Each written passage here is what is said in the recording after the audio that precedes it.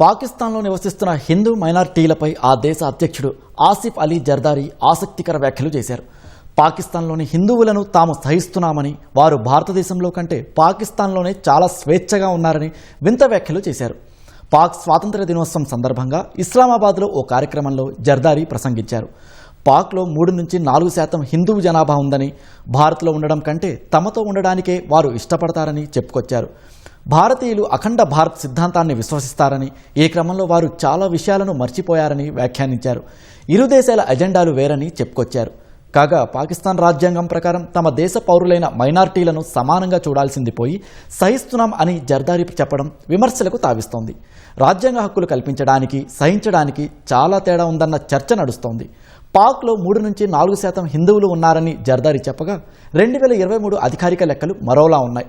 అక్కడ హిందూ జనాభా కేవలం 2.17% అంటే 52 లక్షలు మాత్రమే ఉన్నారు. అయినప్పటికీ జర్దారీ తప్పుడు లెక్కలు చెబుతూ మైనారిటీల పట్ల తమకేదో ఉదార స్వభావం ఉన్నట్లు ప్రదర్శించుకునే ప్రయత్నం చేశారు.